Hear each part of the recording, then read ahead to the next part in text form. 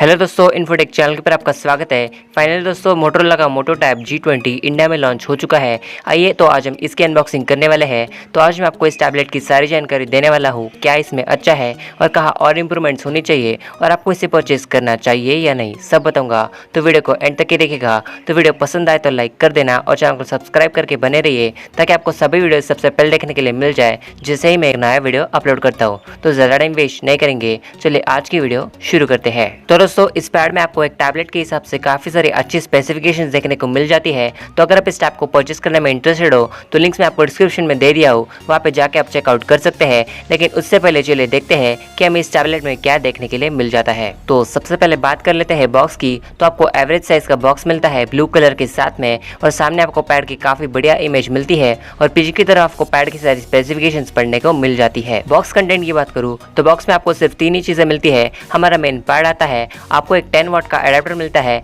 और एक USB to type C cable मिल जाती है। और दोस्तों ये फोन आपको एक ही वेरिएंट में देखने मिलता है जिसमें आपको 3GB रैम और 32GB स्टोरेज देखने मिलती है और ये सिर्फ वाईफाई वाला वेरिएंट है, इससे आपको 4G वर्जन नहीं मिलता है। तो बात करें इसके डिजाइन और बिल्ड क्वालिटी की तो दोस्तों पूरा पैड मेटल बॉडी में आता है, तो बिल्ड क्वालिटी आपको काफी अच्छी देखने मिलती है। और इस पैड की थिकनेस और ओवरऑल वेट की बात करूँ तो ये पैड काफी स्लिम और लाइट वेट है दोस्तों। ये आपको 8.2 mm की थिकनेस के साथ में देखने मिलता है और इसके ओवरऑल वेट की बात करूँ तो ये 305 ग्राम्स का है। हाँ, तो एक टैबलेट के हिसाब से आपको फॉर्म फैक्टर काफी अच्छा मिलता है। अभी ओवरऑल पोर्ट्स की बात करूँ तो नीचे की तरफ आपको टाइप सी पोर्ट है, लेफ्ट साइड पे आपको सिम ट्रे है जिसमें आपको सिर्फ माइक्रो SD कार्ड का स्लॉट मिलता है, तो यहाँ पे ये आपको स्टोरेज एक्सपांड करने में हेल्प करेगा। राइट साइड पे आपको पावर ऑन ऑफ की है और उसके ऊपर आपको माइक होल है और एक वॉल्यूम अप एंड डाउन की मिल जाती है। और ऊपर की तरफ आपको 3.5 mm जैक है और एक स्पीकर ग्रिल मिलता है। तो यहाँ पे हमें एक ही स्पीकर देखने मिलता है जिसमें डॉल्बी एटमॉस का सपोर्ट है, तो यहाँ पे आपको ड्यूअल स्टेरियो स्पीकर्स देते तो अच्छा रहता। और पीछे की तरफ आपको सिंगल कैमरा मिलता है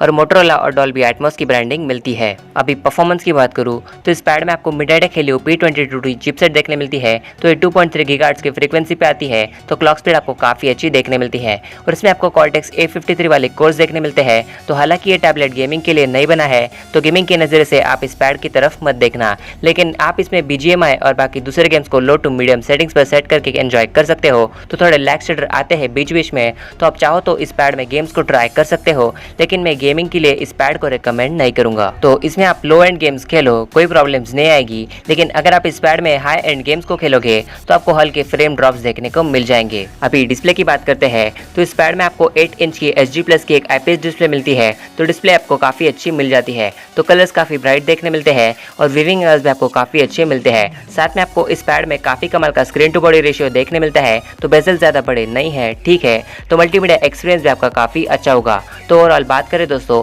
तो आप इस पैड को एक ही हाथ में अच्छे से होल्ड कर पाओगे, साथ में काफी लाइट वेट है और डिस्प्ले भी आपको काफी अच्छी मिलती है। तो वीडियोस देखो, मल्टीमीडिया एक्टिविटीज करोगे तो ऐसा बिल्कुल भी नहीं लगता है कि आप कोई टैबलेट यूज कर रहे हो। हाँ, तो ये बात मुझे इस पैड की पर्सनली काफी अच्छी लगी। अभी नेटवर्क और कनेक्टिविटी की बात करूँ तो इसमें आपको ब्लूटूथ वर्जन 4.2 है, साथ में आपको ड्यूअल बैंड वाईफाई है और ये 2.4 और 5 GHz बैंड दोनों को सपोर्ट करता है, तो कनेक्टिविटी भी आपकी काफी अच्छी होगी। इसके बाद मैं रैम और स्टोरेज की बात करूँ तो इसमें आपको LPDDR4X रैम है और eMMC 5.1 स्टोरेज मिलता है, तो परफॉर्मेंस काफी स्मूथ मिलता है। तो इसमें ऐप ओपन क्लोजिंग मल्टीटास्किंग सभी डे टू डे एक्टिविटीज को ये काफी स्मूथली ऑप्टिमाइज करता है। इसी के साथ में सॉफ्टवेयर की बात करूँ तो इसमें आपको Android 11 out of the box मिलता है और यहाँ पे आपको स्टॉक Android देखने मिलता है, तो कोई एड्स ब्लोटवेयर्स आपको नहीं दिखेंगे। साथ में आपको कोई भी प्री इंस्टॉल्ड एप्स भी नहीं दिखेंगे, जो कि काफी अच्छी इंप्रूवमेंट इसमें हमें देखने मिलती है। तो इसमें सॉफ्टवेयर एक्सपीरियंस भी आपका काफी बढ़िया होगा। अभी सिक्योरिटी की बात करें तो इसमें आपको फिजिकल फिंगरप्रिंट स्कैनर नहीं मिलता है, आपको सिर्फ फेस अनलॉक है। तो इसका परफॉर्मेंस वाकई में काफी फास्ट है, तो आपको हैप्टिक फीडबैक काफी अच्छा दे देता है। अभी ऑडियो की बात करते हैं दोस्तों तो इसमें आपको एक ही स्पीकर मिलता है, लेकिन याद रहे आपको इसमें डॉल्बी एटमॉस का सपोर्ट है, तो ऑडियो प्लेबैक ज्यादा लाउड नहीं है, लेकिन ठीक ठाक मिलता है और बेस भी आपको काफी अच्छा मिल जाता है। अभी बैटरी की बात करूँ तो इसमें आपको 5100 mAh की बड़ी बैटरी मिल जाती है और बॉक्स में आपको 10 वाट का चार्जर मिलता है, लेकिन इस पैड में आपको 2 से ढाई दिन तक की बैटरी लाइफ मिलती है, तो बैटरी बैकअप आपको काफ़ी अच्छा मिल जाता है।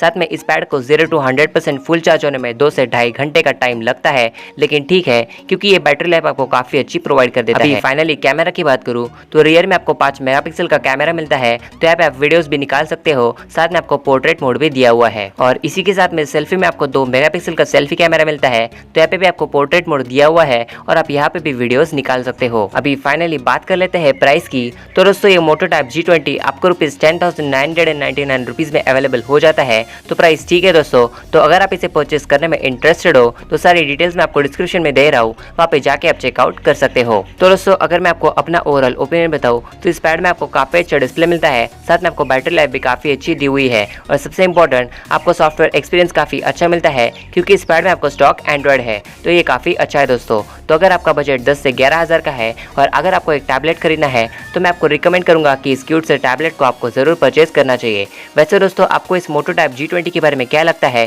जरूर से कमेंट करके अपने ओपिनियन को शेयर कीजिएगा। तो इतना ही दोस्तों आज की इस वीडियो में, जिसमें हमने इस मोटो टैब G20 की अनबॉक्सिंग कर ली है और सारी डिटेल्स भी हमने डिस्कस कर ली है। तो उम्मीद करता हूँ कि आपको वीडियो काफी ज्यादा अच्छा लगा होगा। वीडियो पसंद आया हो तो लाइक कर दीजिए दोस्तों और चैनल को भी सब्सक्राइब कर दीजिए, क्योंकि मैं आपके लिए ऐसे ही लेटेस्ट अनबॉक्सिंग और टेक रिलेटेड वीडियोस रेगुलरली लेकर के आता रहता हूँ। मैं मिलूंगा आपसे अगली वीडियो में लेटेस्ट अनबॉक्सिंग के साथ में। Till then keep smiling and bye guys.